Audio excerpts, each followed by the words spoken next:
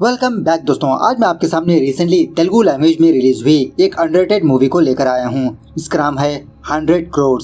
तो चलिए फटाफट से मूवी की कहानी को स्टार्ट कर लेते हैं। उससे पहले लुटा दो प्यार, फॉलो ऑन इंस्टाग्राम। कहानी की शुरुआत में ही हमें ये दिखाया जाता है कि पीएमजी नोटबंदी कर देते हैं और इसकी वजह से मिडिल क्लास वालों को काफी सारी तकलीफें आई, वो भी दिखाया जाता है। इसके कुछ दिनों के बाद ये न्यूज चलने लगती है कि आरबीआई से हैदराबाद को 500 करोड़ आने वाले थे, लेकिन रास्ते में किसी ने उन पैसों को चुरा लिया, 500 करोड़। और उसी तरह कहा जा रहा है कि उन पैसों को भूतों ने चुराया। पुलिस इसकी इन्वेस्टिगेशन कर रही है, आखिरकार भूतों को उन पैसों से क्या काम। उसके बाद सीन थोड़ा सा फ्लैशबैक में जाने लगता है 46 डेज बैक। एक दिन सरोजा नाम की एक औरत पुलिस स्टेशन पर आकर कंप्लेंट देने लगती है कि कल रात एक बंदा इसके पास आया था कांड करने के लिए। मतलब सरोजा एक प्रोस्टिट्यूट होती है, लेकिन वो बंदा सरोजा को बिना पैसे दिए चला गया। जब इसने पैसे पूछा तो उस बंदे ने ये कहा कि मेहनत की मैंने, पसीना टपकाया मैंने, पैसे तो मुझे मिलने चाहिए। इस तरह से उल्टा इसके पास ही पैसे लेकर चला गया। इसी दरमियान में पुलिस स्टेशन का एसआई गांधी यहाँ पर आता है। सरोजा गांधी को देखकर कहने लगती है, अरे सर, कल रात यही बंदा मेरे पास आया था।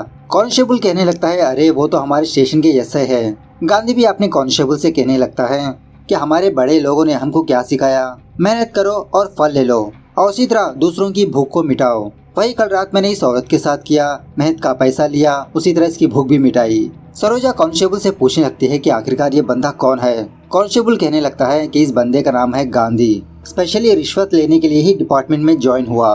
पुलिस कम लुच्चा लफंगा ज्यादा लगता है ये, तुम्हारे पैसे वापस नहीं आएंगे, चले जाओ यहाँ से। दूसरे सीन में मूवी के हीरो नानी नाम के एक बंदे को दिखाया जाता है। एक्चुअली नानी बाइक और कार मैकेनिक होता है। इसके दुकान के पास ही एक बहुत बड़ा बंगलो होता है। नानी की भी विश होती है कि ये भी इतने बड़े बड़े घर में रहे, पता नहीं वो दिन कब आएगा। दूसरे सीन में उसी बंगलो में रहने वाले शीला नाम की एक हॉट लड़की को दिखाया जाता है। शीला की फ्रेंड शीला को फोन करके पूछने लगती है कि अरे यार, आजकल तुम कहाँ पर हो। शीला कहने लगती है, अरे मैं तो अपने बॉयफ्रेंड के साथ एंजॉय कर रही हूँ। मेरा बॉयफ्रेंड हैंडसम डैशिंग लगता है और इसी तरह पैसे वाला भी। इस तरह से अपने बॉयफ्रेंड के बारे में तारीफ करने लगती है। बाद में पता चलता है कि इसके बॉयफ्रेंड एक बूढ़ा बंदा है। इसका नाम होता है सुंदरलाल, जो बहुत बड़ा बिजनेसमैन होता है। इसी की गर्लफ्रेंड होती है शीला। दूसरी तरफ नानी की गर्लफ्रेंड नानी के पास आती है और हमेशा इसे यही सवाल पूछती रहती है कि कब तुम्हारी और मेरी शादी होगी, घर में मेरे लिए रिश्ते ढूंढ रहे हैं। नानी यही कहते रहता है कि हमारी शादी जरूर होगी, लेकिन थोड़ा पैसे तो जमा हो जाने दो, मुझे तो एक बड़ा सा दुकान ओपन करना है।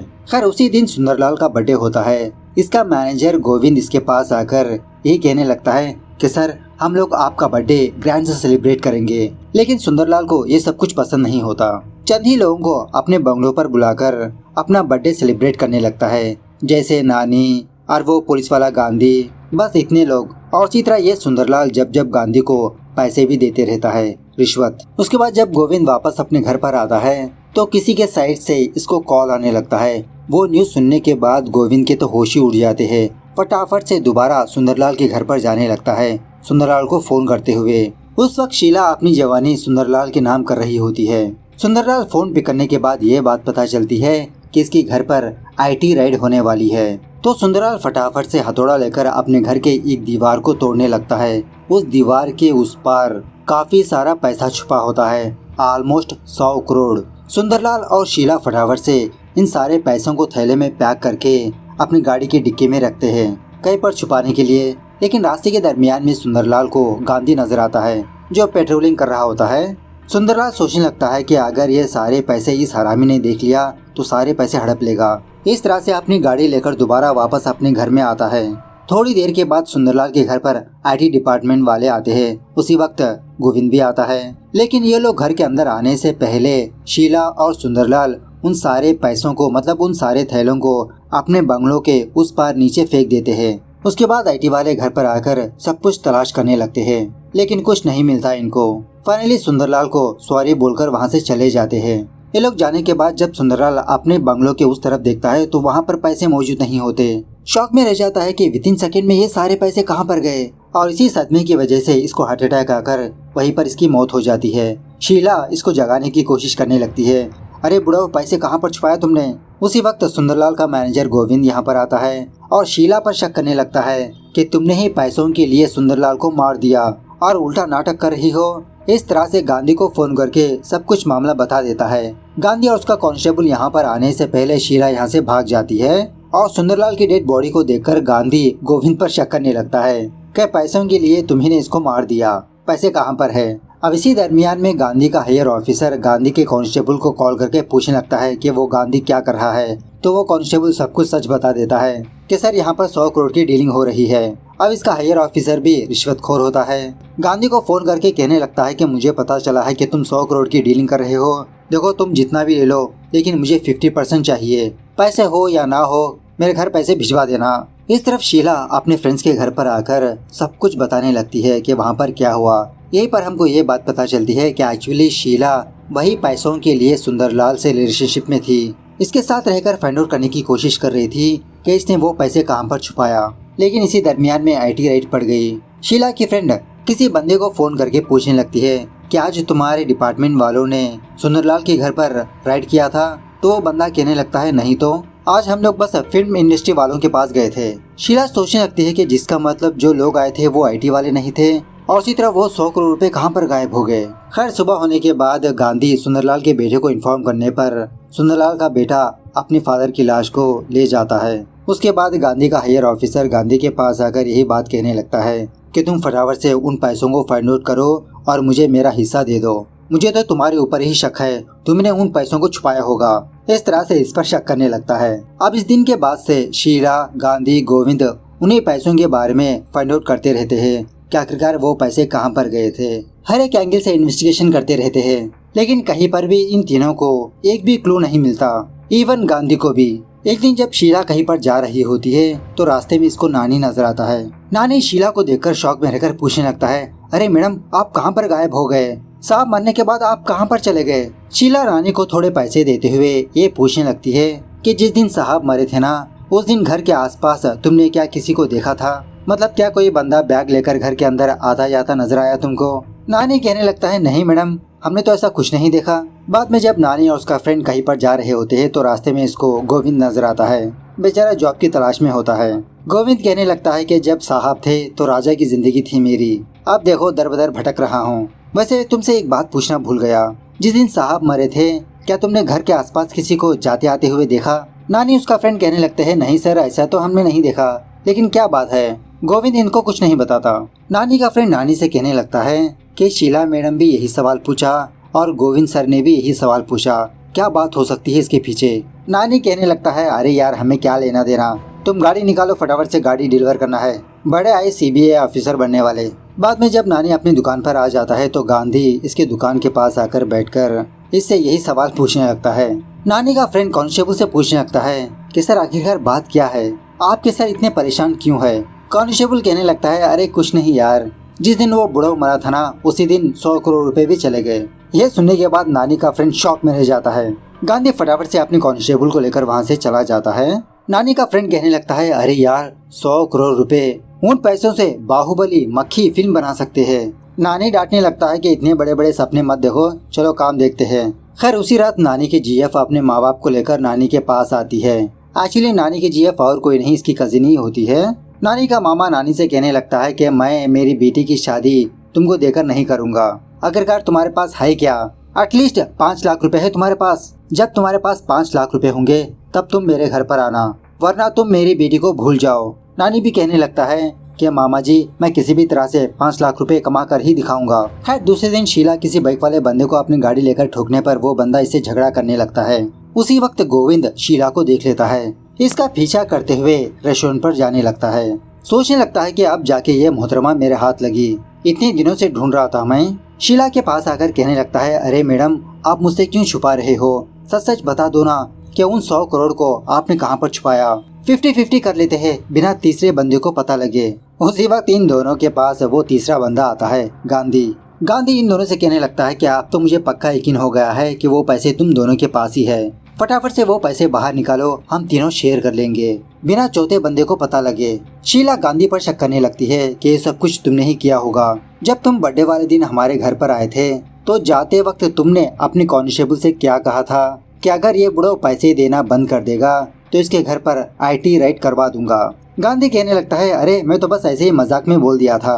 बुढ़ों के पास पैसे जाएंगे तो ऑफकोर्स मेरा इनकम सोर्स भी कम हो जाएगा ना, तो मैं क्यों इन्फॉर्म करूंगा IT वालों को। मुझे तो शक तुम्हारे ऊपर ही है। इस तरह से शीला पर शक करने लगता है। शीला इन दोनों को एक सच बताने लगती है कि उस बुढ़ों के साथ रहने की वजह ही वो पैसे है। मैंने एक दिन ये देखा कि वो सुंदरलाल अपने कार में पैसों वाले बैग्स भरकर अपने घर पर ले गया, तभी से मैंने उससे दोस्ती कर ली। गोविंद भी कहने लगता है, हाँ मैंने भी उस दिन यही चीज देखा। जब मैं कहीं पर जा रहा था तो मैंने साहब की गाड़ी को देखा, गाड़ी में कुछ बैग्स भर रहे थे। गांधी भी कहने लगता है कि उसी दिन मैंने फ्लाईओवर से इसी चीज को देखा, जिसका मतलब सुंदरलाल के पास पैसे थे। ये हम तीनों के अलावा चौथा बंदा भी जानता था। उसी ने प्लान बनाकर वो पैसे चुराए होंगे। उसके बाद हमको ये बात पता चलती है कि वो सारे पैसे नानी के पास है, उसके गैराज में, उसके दुकान में। वो सारे पैसे टायरों के अंदर छुपा के रखा होता है इसने। नानी का फ्रेंड शॉक में रह जाता है ये चीज देखकर। खैर उसी रात शीला सोचने लगती है कि वो चौथा बंदा कौन हो सकता है। उसी वक्त शीला को एक बात याद आती है कि उस रात इसने नानी को देखा था, जो इनकी घर की तरफ देख रहा था। नानी पर शक करने लगती है, हाँ उसी ने कुछ किया होगा। At the same time Govind भी सोचने लगता है कि वो चौथा बंदा कौन हो सकता है, मैं कहाँ पर क्या बात मिस कर रहा हूँ। तो गोविंद को भी नानी और उसके फ्रेंड पर ही शक होने लगता है कि उस रात नानी घबराया सा था। इस तरफ गांधी भी यही सोचने लगता है कि वो चौथा बंदा कौन है। तो इसको भी एक बात याद आती है, जब गांधी सुंदरलाल के घर पर आ रहा था तो सुंदरलाल के घर के पीछे किसी बंदे को देखा इसने, जो हूबहू नानी की तरह नजर आ रहा था। मतलब गांधी ने नानी के शर्ट को देखकर पहचाना। सो दूसरे दिन गांधी पुलिस वालों के साथ नानी के दुकान पर आकर हर जगह की तलाश करने लगता है। पूछने लगता है कि बताओ तुमने पैसे कहाँ पर छुपाया। नानी यही कहने लगता है, अरे सर कौन से पैसे, कहाँ के पैसे। गांधी कहने लगता है कि उस रात मैंने तुम्हारे शर्ट को ही देखा। नानी कहने लगता है, अरे सर ऐसे शर्ट मार्केट में 100 रुपए में मिलते हैं, ये देखो मेरे दोस्त ने भी यही शर्ट पहना है। अब पुलिस वालों को भी वहाँ पर कुछ नहीं मिलता, जिसकी वजह से ये लोग वहाँ से चले जाते हैं। At the same time Govind और शीला भी नानी के पास आने लगते हैं, लेकिन गांधी को देखकर रुक जाते हैं। समझ जाते हैं कि नानी के पास वो पैसे नहीं, इनका शक गलत है। खैर दूसरे सीन में सुंदरलाल का बेटा NIA ऑफिसर को कॉल करने लगता है, जो इसका रिश्तेदार होता है।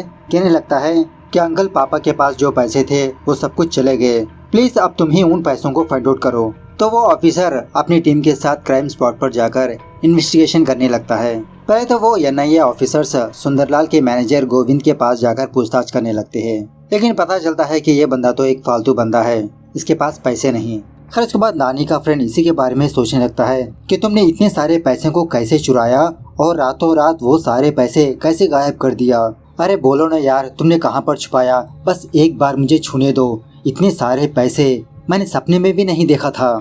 जब नानी इसको बोलने ही वाला होता है तो तभी एक बंदा अपनी गाड़ी लेकर आता है रिपेयर करवाने के लिए। सो नानी इस गाड़ी को रिपेयर करते हुए गाड़ी के टॉप को निकालने लगता है। इसी गाड़ी के टॉप के अंदर इसने पैसे छुपा के रखा होता है।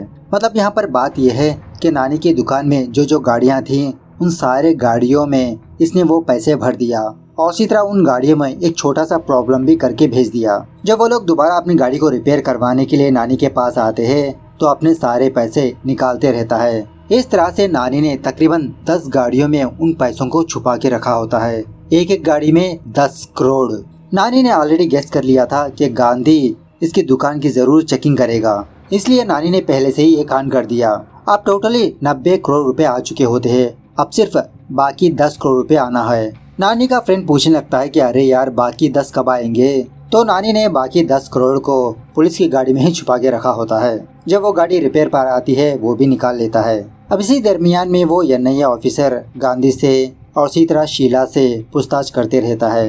पता लगता है कि इनके पास पैसे है ही नहीं। इसी प्रोसेस में ये लोग नानी के फ्रेंड को उठवा लेते हैं, पुलिस स्टेशन लाकर पूछताछ करने लगते हैं। जितना भी पूछताछ करे तो नानी का फ्रेंड इन लोगों को कुछ भी सच नहीं बताता। यही कहने लगता है, अरे सर अगर वो 100 करोड़ रुपए हमारे पास होते तो हम कब का ये देश छोड़कर भाग चुके होते। इस तरह से फाइनली नानी और उसका फ्रेंड NIA की नजरों से भी बच जाते हैं। अब इसी खुशी में ये दोनों किसी बार पर जाकर अच्छे से दारू पीकर एंजॉय करने लगते हैं। प्लान भी कर लेते हैं कि ये दोनों कुछ दिनों के बाद ये कंट्री छोड़कर भाग निकलेंगे। फुल बियर पीकर ये दोनों उसी बार में सो जाते हैं। सुबह होने के बाद बिल पे करने लगते हैं काउंटर पर जाकर। बार वाला बंदा कहने लगता है, अरे यार रात को क्या हुआ, क्या तुमको नहीं पता, PM ने नोटबंदी कर दी, 500 और 1000 के नोट नहीं चलने वाले। सो ये खबर सुनने के बाद नानी और उसके फ्रेंड के तो होश ही उठ जाते हैं, जिसका मतलब इनके पास जो इतना सारा पैसा है वो पेपर के समान है। शीला, गांधी, गोविंद भी बहुत खुश होने लगते हैं। अच्छा वो पैसे हमारे पास नहीं आए, वरना हमारे भी उस सुंदरलाल की जैसी मौत हो जाती। गांधी का कांस्टेबल गांधी से कहने लगता है, अरे सर, उस बंदे ने आपकी नाक के नीचे से वो पैसे हड़प कर भाग गया। ऐसे में उस बंदे के लिए उन पैसों को व्हाइट में कन्वर्ट करना मामूली सी बात हो सकती है। सो गांधी भी इस बात पर तवज्जो देने लगता है, ये बात तो सही कही तुमने। दूसरी तरफ वो एनआईए ऑफिसर अपनी टीम को बुलाकर कहने लगता है कि अब हम लोग उस बंदे को ढूंढने की जरूरत नहीं है, वो बंदा खुद ब खुद हमारे पास चलकर आएगा। इस सिचुएशन में इतने बड़े अमाउंट को कन्वर्ट करना बहुत मुश्किल का काम है।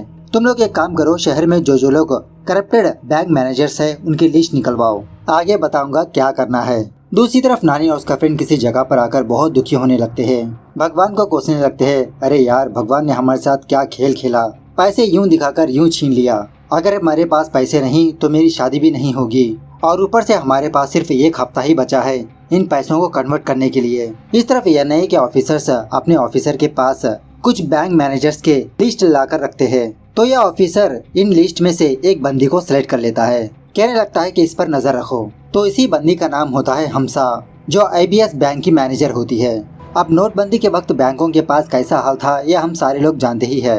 एक दिन एक अमीर बंदा हमसा को कॉल करके कहने लगता है कि मैडम, मेरे पास 50 करोड़ है, कन्वर्ट करना है इसको। इस तरह से इस बंदे से डील बात करके पैसे कन्वर्ट कर देती है।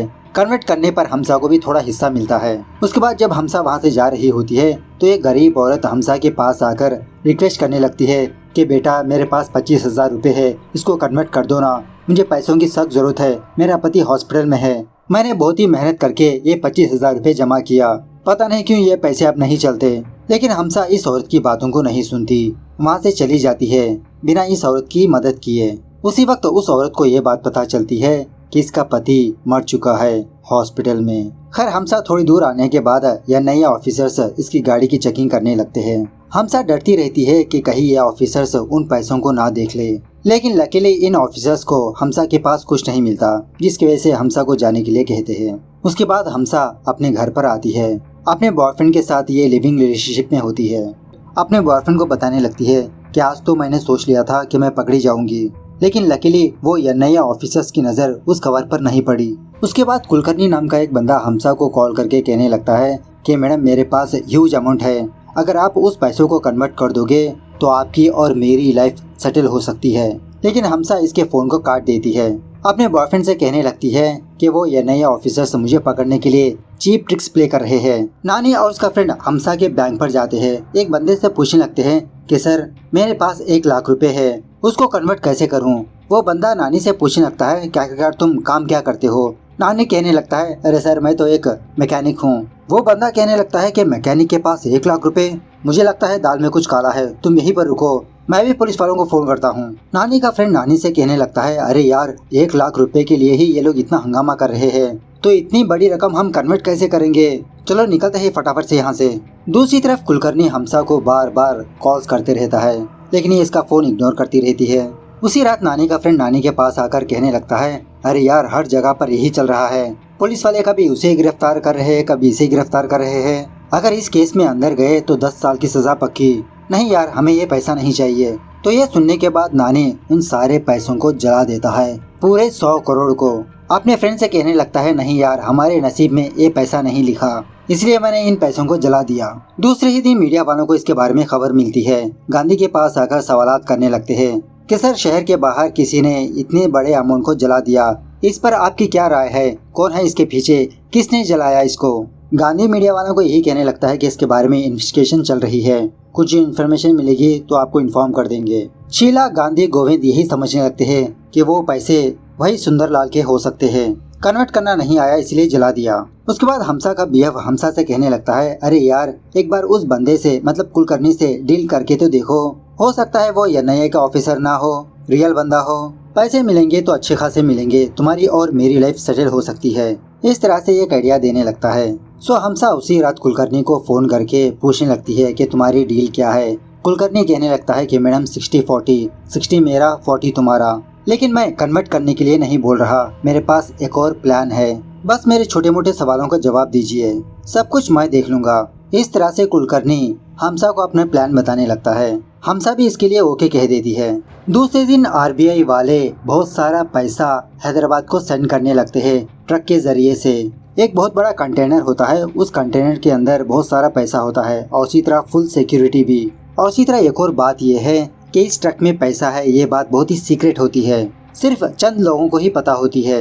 दूसरी तरफ हमसा कुलकर्णी का फोन का इंतजार करती रहती है कि पता नहीं कुलकर्णी ने अपना प्लान एग्जीक्यूट किया या नहीं। सो थोड़ी देर के बाद वो ट्रक हमसा के बैंक पर आती है। जब हमसा इस ट्रक को ओपन करती है तो इस ट्रक में पैसे तो होते हैं लेकिन असली वाले नहीं। तभी एनआईए वाले आकर हमसा को अपने साथ ले जाते हैं पूछताछ करने के लिए। वो ऑफिसर हमसा से कहने लगता है कि मैंने उसी दिन आपकी गाड़ी में वो पैसों वाली कवर को देखा था, लेकिन फिर भी मैंने आपको जाने दिया। अब आप सब कुछ सच बताइए। तो हमसा सब कुछ सच बताने लगती है कि कुलकर्णी नाम का एक बंदा इसको फोन किया, इसके सामने एक ऑफर रखा, एक्सेट्रा एक्सेट्रा। तो ये ऑफिसर्स कुलकर्णी के बारे में पता करने की कोशिश करने लगते हैं। शॉकिंग बात यह है कि कुलकर्णी मरे हुए बहुत साल बीत गए। तो यही खबर मीडिया वाले फैलाने लगते हैं। क्या आरबीआई के 500 करोड़ चोरी हो गए और इन पैसों को चुराने वाला कोई भूत है। खैर इसके कुछ दिनों के बाद शीला, गांधी, गोविंद को एक बड़ा सा बक्सा पार्सल आता है। इस बक्से में बहुत सारा पैसा होता है। ये पैसे देखकर इनके तो होश ही उड़ जाते हैं। और उसी तरह इस बक्से में एक चिट्ठी भी होती है। लिखा होता है कि इस बक्से में 50 करोड़ रुपए है, अपनी लाइफ को सेटल कर लो और ये मत सोचना कि ये पैसे किसने भेजा।